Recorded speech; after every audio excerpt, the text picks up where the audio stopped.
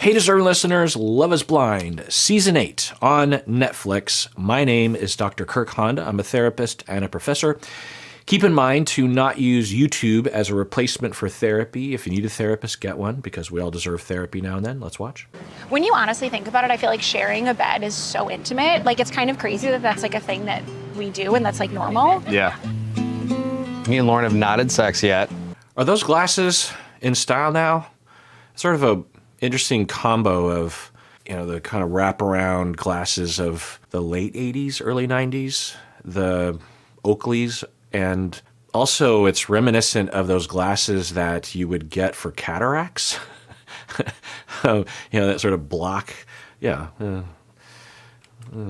They look very 80s to me, the neon. Anyway, so then he says that they haven't had sex yet. Yeah, I think that, of course, if you are one of the cast members, this, in all likelihood, would be a major consideration from a lot of different angles, both when and if, but also how is it going and how does it feel, and this is a confirmation of our love or our compatibility or not.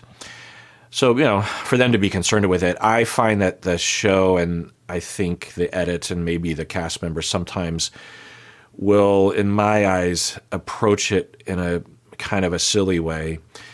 And I guess when I think about, eventually they'll have the party where they're all together. They haven't had that yet. And that's usually one of the major conversation bits is like, have you had sex with your person? And, oh my God, I haven't. How was it? Oh my God, it was really good. And, he's like, really, boy, 4 times in one night and all that kind of stuff. My dogs are barking. And I think that that's all fine and good and celebratory of sex and bodies and bonding and all that and happiness and whatnot. But I think as a unknown or unknown to them anyway, consequence is that for people that are waiting, it can feel alienating and stigmatizing, or an indication that they're not compatible or something. And it's weird. We have a really strange society when it comes to sex. On one hand, I think a lot of people in the audience, and I can't ever tell, but on average, I think that there's an expectation that if they're legitimately in love and legitimately on the show, then of course you would have sex right away and you would do it all night long and you would enjoy it and everything would be great. And yeah, for some, but you could certainly be totally in love and want to wait a while, particularly since you just met this person in person. I mean, you just met this person, period, full stop, because when they're at the getaway, at this point anyway, it's probably a maximum of 2 weeks, 14 days since they met their person on day 1 in the pods. So it's totally understandable that, how many of you with long-term relationships that were compatible had sex within that time span? I don't know what the average is, but there's a wide variety. People might do it the first day. They might do it before they even know each other's name and then go, hey, let's talk. Or it might be months or even years, or there's also asexual people as well. I guess that's one thing we haven't had yet, an asexual person, right? I guess you wouldn't have an aromantic person, but in all likelihood. But anyway, or at least one that knew they were. Anyway, so they're getting into that. And so I guess I'm saying this because Dave was like, yeah, we haven't had sex yet. I've seen her naked though, haha. And I guess I would just wish that they could just have their privacy regarding this, because it's, one could say that it is a barometer of the heat and love and compulsion of a couple, but not necessarily, I would imagine a lot of people, for various reasons, would want to warm up to somebody. I've seen her naked, but we haven't had sex yet. I think, again, I can tell she's not ready yet. She's not there yet, and that's totally fine. When she's... Okay, so it sounds like he's proposed it, or indicated he's ready in some way, and that he's saying, I can tell she's not ready for it. I wonder what that means. Let's rewind that. I've seen her naked, but we haven't had sex yet. I think, again, I can tell she's not ready yet. That implies, which is fine, that they haven't had an overt conversation. And maybe she isn't ready yet, and it's obvious, or maybe even less obvious, but he's just a good guesser or a good detector of that. But I also wonder if he's reading it wrong, because that can happen sometimes. Sometimes someone's totally ready and the other person is over-indexing on being careful about pushing forward, Of course, we don't want to be pushing forward, but you know what I mean, I think, right? Anyway, but who cares? We'll probably never know. Well, why do I care about this? I think I care because I think that Dave in particular, as he has talked about, is a wounded soul, as I'm guessing a lot of these folks are. And I guess, one storyline, which I think would bring a tear to my eye, would be that Dave, with his issues, would have an experience here that would open him up and give him a roadmap for how to meet his needs and potentially break free from the coercion and abuse of his family. I don't know if that's true, but there are some signs of that. And I think that, as every cast member on this show, he is good at heart, and I see evidence. I think I see evidence of that. He has issues that I pointed out early on that I still stand by. But, he's an interesting character on this show, cast member on the show, because there's a lot of nuances to his personality. And I wonder if this is, I don't know how the audience is. I only know what is in the comments of the episodes that I have published thus far, which is, in terms of this episode that you're watching right now, it's a ways back.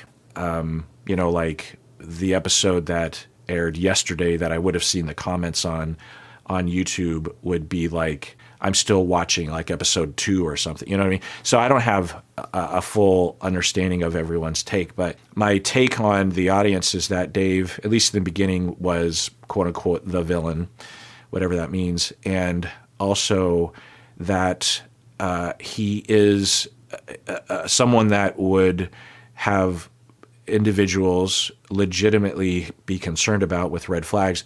But I think he's interesting, and I think given that he's seen, and who knows where this is headed, but I think he does have some vulnerability and is showing fairness and good listening skills and empathy, at least on the surface anyway. And I think it's genuine, who knows.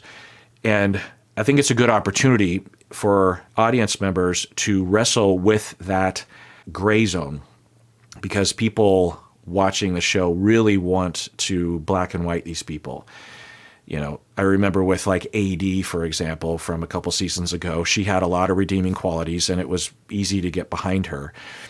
But I believe, my opinion, that there was that scene at the lake where, if I remember right, she was going after Sarah, I think. And, Sarah deserved to be gone after, I guess, in a way. But the way Edie was doing it, it felt a little much. And I wasn't a fan of the intensity of it, to confront Sarah. And so people can have that. Can I look at someone like Edie and say, I would absolutely have that person. I would go to that. If I needed someone I could depend on and trust and like, I would go to someone like her. And I would recognize that not everyone is perfect and not everyone has all of their personality ducks in a row, if that makes any sense. So I think that Dave provides this really good opportunity of like early villainy, but not like supreme, not like Shake or, well, what we would later see from Madison. And therefore, it's this middle zone. And what do people do with that? What I would hope is that people either would do this anyway or find themselves doing this, of just like, I guess people are complicated and good people can do bad things and bad people can do good things. And I can't tell from a couple scenes on a reality TV show whether or not someone is a complete psychopath or not. Lo and behold. Ready yet. She's not there yet, and that's totally fine. When she's comfortable and ready, like, I'll be there for her. Yeah, and that is commendable. I do wonder where she's at. I wonder if they've had a conversation. And, you know, you don't have to have a conversation necessarily. It can be a lot of nonverbals or a lot of read between the lines kind of thing. As long as people are open and caring, people can move down the road. I will say that in a situation like this, it could help to be overt about it because it is such a weird situation, you know, because they are headed toward, because in a normal dating situation, there's no timer. There's no like rush, or there shouldn't be anyway. Here, there's kind of a rush because in like a month, I think from this point, they're going to be at the altar if they see it through to that point. And so, not that you have to have sex right away because of that, but I think that increases the need to not wait, and so having overt conversations, and maybe they will. I feel like I'm very used to this already, and I just kind of want to like stay in this moment longer, like without our phones, without outside world. Yeah. Especially without like screens and stuff at night. Like I've just been great. I know. I will say though that vibe-wise, compared to other couples in this season and other couples on other seasons, they don't seem to be that connected. Maybe they are. How would I know? I mean, like, I always think of Kwame and Chelsea. They see, I would have put a lot of money down, and I might have even said this back then, that at the altar, one or both was going to be a no.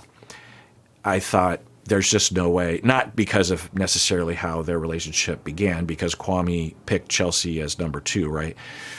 But because of post-pods, just how little intimacy and little compatibility. I mean, they had this weird conversation when they were looking for outfits, I think, for their photo shoot or something, and I just thought, like, something is weird in this relationship. And at the very least, it just didn't seem like they were very connected, and they got married, and they're still married to this day. So what the fuck do I know? But I will say that the getaway episode so far has confirmed the Sarah and Ben love. And I mean, Sarah is into Ben, which is nice to see. Just like, you know, that obsession, infatuation, and Ben is very into her as well. But Sarah's, I think, more confident, more spontaneous, more free to behave how she feels. Ben is, I think, more careful. And so I think they're both into each other, but I think Sarah's just more spontaneous. So you're just like, I want you, let's kiss and make out. And, you know, now she's not doing the JP Taylor thing, right? I'm kissing your face right now. but it's nice to see. It feels, you know, it's just nice to see people in love, right? And then Joey and Monica, they seem very comfortable around each other. I don't know their chemistry yet. There was just a scene with Devin and Virginia actually in the pool or hot tub or something, in which for the first time they seem to have physical chemistry. It wasn't like Sarah and Ben, but it was some indication, because I've been wondering if Virginia really is into Devin. And also the way that Devin, I'll just say this as a side note, the way Devin approaches Virginia is similar to other people that we've seen on the show. And it's this, and you know, maybe their partners like this, but I think most wouldn't, in which Devin is so overly communicative about how much he is into her all the time. And Virginia's, I don't know, she's very ethereal. Not like an airhead. She seems smart. So it's hard to know what, because on one level it's like, well, Virginia, it looks like she doesn't like Devin, and maybe, or, you know, intense enough to get married. And maybe that's true, but the scene at the pool looked at least positive for an optimistic yes for the two of them. But Devin is very frequently just like, I love you. And I'm exaggerating, but I'm really into you. And I don't know what that means. It's in the edit. I'm trying to think of another couple that was like. I mean, in a way, Leo was like that with Brittany, even in the pods to some extent. And I think it is, on one hand, a good sign, they're into you. But on the other hand, it can feel pressury, and also it can feel inauthentic, right? It could feel like, why are you saying it because you're afraid I'm going to leave you? Or are you spontaneously, when Sarah is like, I love you, and it feels real and authentic and from the heart. When Devin, maybe this is so, when Devin says, Virginia, I love you, it feels like, don't leave me. That's what it feels like. And I don't know, but I wonder if the way Virginia is more ethereal and less overt about what's going on in her heart, even if she were to love Devin, that she's not communicating that in a super direct way, or maybe she's not used to doing that or something, that Devin feels insecure, so he feels like he has to pursue or something. And maybe that is for the best. But another narrative that I think might maybe be in the audience, I can never tell where I'm at right now, is that Devin perceives that Virginia is a lot hotter than he is. I don't know if that's even true. I mean, it's, we're talking about average opinion of attractiveness, conventional attraction. But I wonder if he is concerned that automatically, I mean, I thought that when I met my wife, I thought there's no way she's too hot. There's no way that she's going to like me. So why try? And the turning point was that she was getting frustrated that I wasn't asking her out. And so she just asked me out. And I'll never forget, I was, well, what do I say? All I say is that when she told me that, I was surprised, but I was like, oh yeah, it's on. And it was on, and it's still on. It's still on. That's been nice. Yeah. I didn't expect that, honestly. Same. Going into this, I was like, oh God. I have have to talk to her? I have to sleep with this girl in my bed. Like, I don't even, why? I don't even know this girl. There's nothing you're doing there that I am like, oh, fuck that. I don't want to.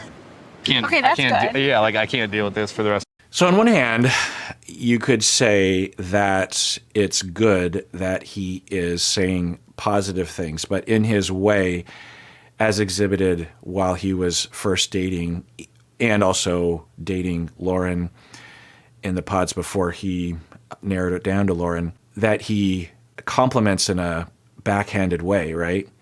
Instead of saying, I love everything about you, he says, there's really nothing about you that's really pissing me off. And so on one hand, you could say, well, it's positive, or it's one way of saying a positive thing. And if that's how things are for him, and it is for some people when they date a number of people over time, one of the conclusions or one of the mindsets you can fall into is, I'm just looking for someone that doesn't annoy me. One. Two, then am I in love with them, right? Because there's so many annoying things. And, of course, I'm sure a lot of that has to do with the individual dating, but it could have just to do with incompatibilities or having, being picky about who you date, or just running into the average swath of humans and personalities. You're going to come across some tendencies and distortions and schemas that are bothersome, Anyway, so there's that. But on the other hand, you could look at it as another way for him to establish dominance and superiority. It doesn't play that way that strongly, but it could be felt as a criticism, or at the very least as one conclusion that Lauren could come to is that he is in a constant state of evaluating whether or not she is good enough for him. And by definition, he is better than her, or he isn't concerned about pleasing her or about rising to what her expectations are. The primary mindset he has is, is she good enough for me? Well, we'll wait and see. And that wouldn't be strange for her to have that conclusion. And that could be a reflection of his defenses and maybe what he's been taught. I'm not sure. But yeah, she seems to be, on the surface anyway, interpreting it well enough. I know enough to know from the comment section that some people are wondering what's wrong with Lauren, that she wouldn't run away from him or to say the least, get engaged to him.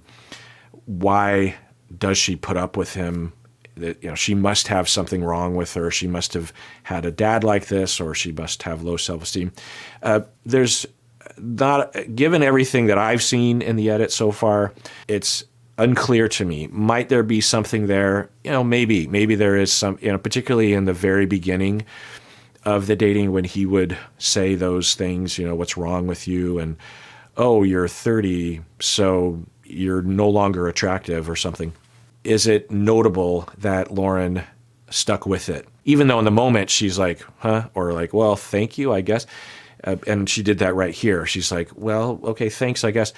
So she sees it at the very least, and so that's notable as well. But can I, with any confidence, say that, or at the very least, could I put as a strong upper tier hypothesis that she has low self-esteem and is doomed, or has a tendency to seek people that are superior to her, or that they have that vibe, that think they're superior to her or something, or that she puts up with things, or she's chasing fame or money or whatever, ulterior motive.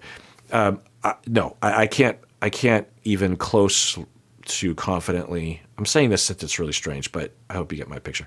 My picture. I hope you get the picture. I hope you get what I'm saying, despite my inarticulateness. It's my life. Yeah. Okay. There's that's nothing. Good. There's none of that. In the bed, outside the bed. In the bed, outside the bed. There's nothing. I'm like, I hate this so much. Good. I feel like that would be alarming. Yes. Yeah. I also Maybe the new hair. All right. I'm kidding. Yep. Okay. So notable, and her face is interesting. And if they had joked about it before, and it was a better joke before, like she put her hair in braids and said, I don't like this. What do you think about it? And he's like, I think it looks great. And then as a callback joke, he's like, well, your hair. And she knows that or even another avenue would be, he's like, what I really love? I really love braids. I can't imagine that was true, but and then she's like, oh, okay, well, let's braid my hair. And then they do that together. And then he's like, yeah, I love that hairdo. And then as a joke, he says this, and they both know that he's joking. I don't think it's that. The way it looks is that she did her hair like that. They haven't talked about it. And then he makes a joke. Now, what does the joke communicate? Is it that he doesn't like her hair like that, which, given his overall presentation, you could imagine being true? I don't know. And, I'm just taking guesses on like the way he presents himself, what kind of things he would like, which, how would I know? But another possibility is that so going off of an analysis that I hypothesized in the pods, is that he has schemas as a result of early experiences, this need to, that he's sensitive to vulnerability, because when he is vulnerable, it, especially in his early childhood, would be followed by rejection or lack of attunement or feeling abandoned or something. And I'm talking early childhood, like 0 to 5, that kind of thing. I can't know, of course, but we use this as a jumping off point.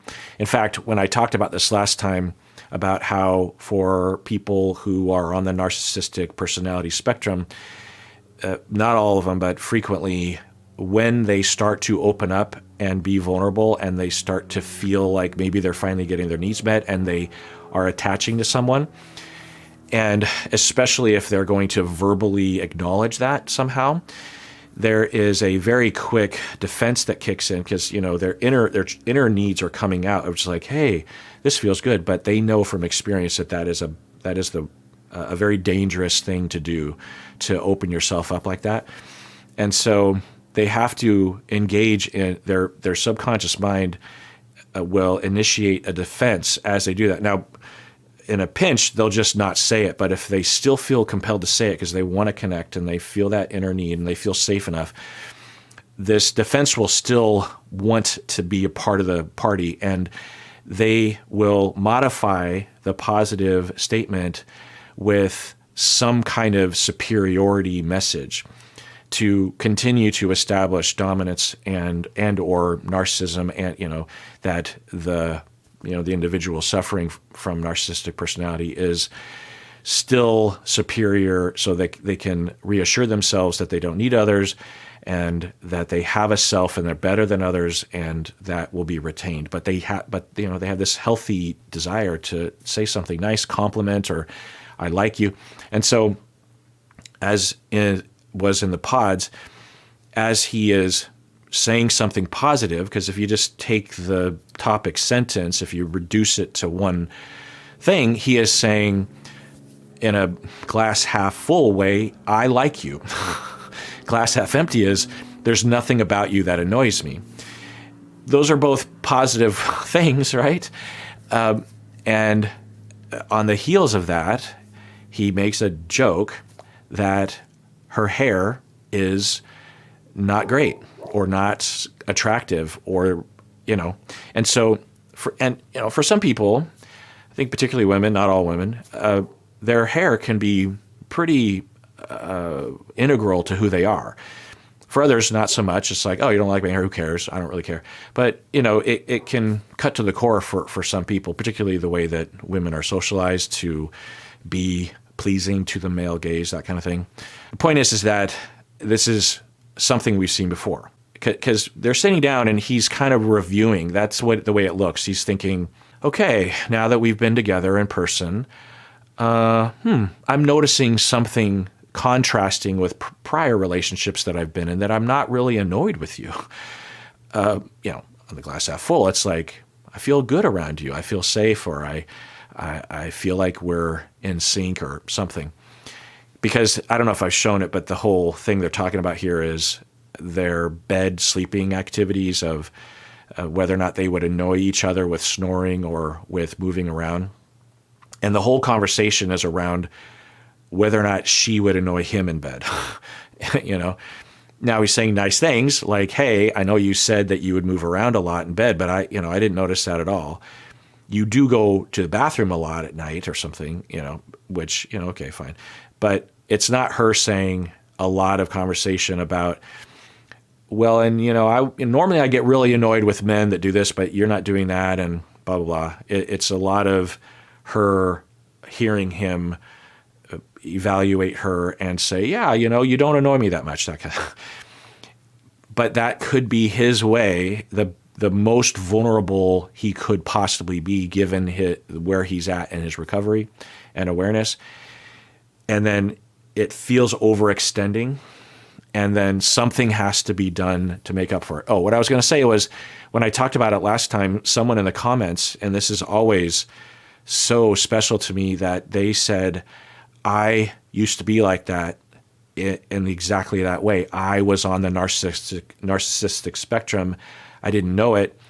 And whenever I felt like I could open up, or that I wanted to compliment, or I wanted to connect with someone, this very strange compulsion to insult, or to, put a fly in the ointment, or to hurt the other person, or to, make sure that I was superior, it would come out, and I would alienate a lot of people. And it was even confusing to me.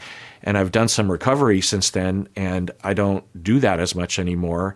And the way that you described it was exactly what I used to do.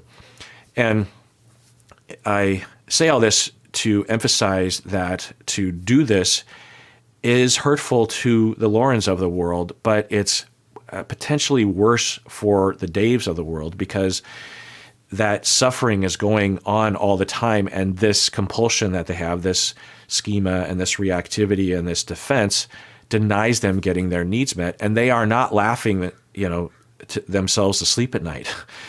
They are secret, narcissistic and avoidantly attached people are suffering just as greatly as borderline and preoccupied anxious people, but they're not showing it, which makes it worse to some extent, because at least if you're borderline preoccupied or you wear your heart in your sleeve, at least occasionally people will take care of you. Maybe you'll even take care of yourself because you notice that you're suffering.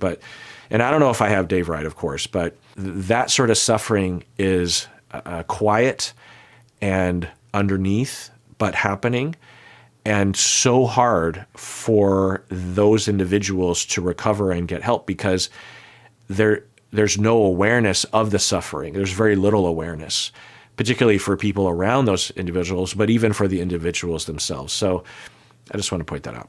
But we're seeing this happen again. But let's rewind and so keep in mind what I just said as we watch this, and maybe I'll modify it. Okay, that's good. I can't deal with this for the rest of my life. Yeah, okay, There's that's nothing. good. There's none of that.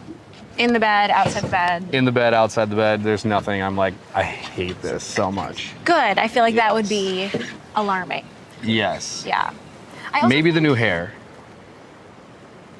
All right. I'm kidding. Yep. If he wanted to make a little joke, then one, you wouldn't make that joke. But if you did, you would seemingly, it would be more likely to follow it up with, I'm making a joke. I love your hair. I love everything about you. So, I'm just making a joke.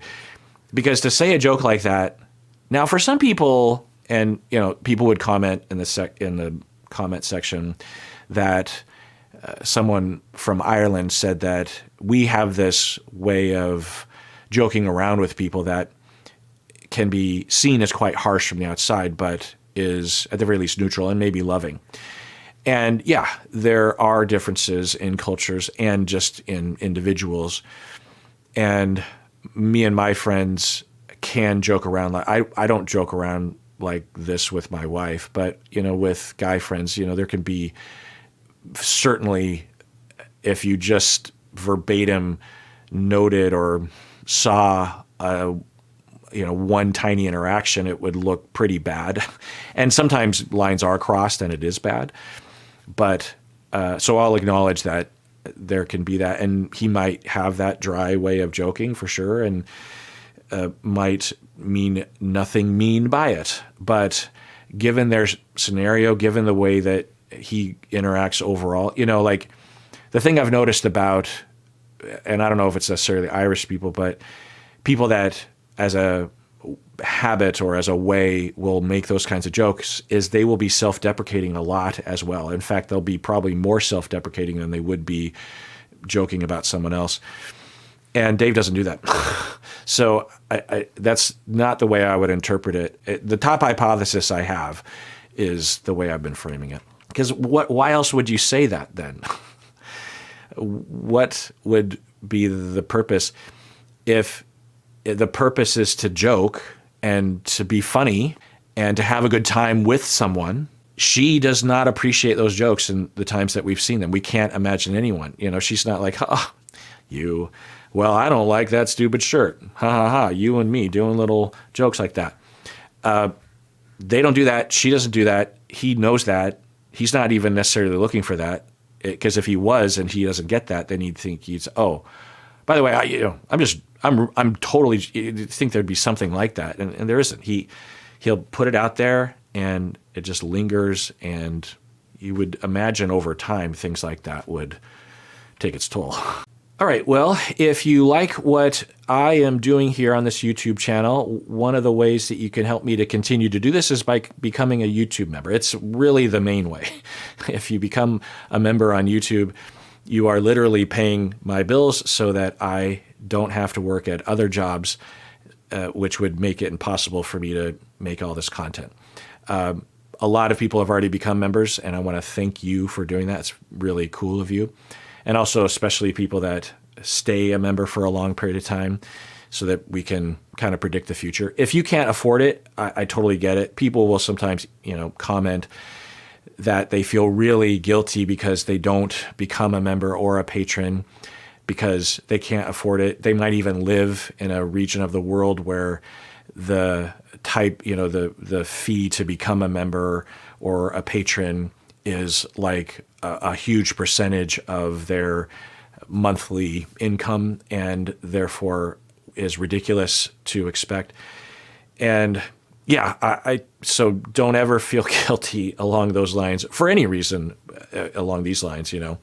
I just say this as someone that watches a lot of YouTubers and listens to a lot of podcasts. I will sometimes be thinking about it, or will, upon being reminded by the host of the YouTube channel or by the podcast to do it, I'll be like, oh yeah, I should do that. And then I do it. So it's just kind of like for those people, if you're in that category. And everyone out there, please take care of yourself because you deserve it. You really, really do.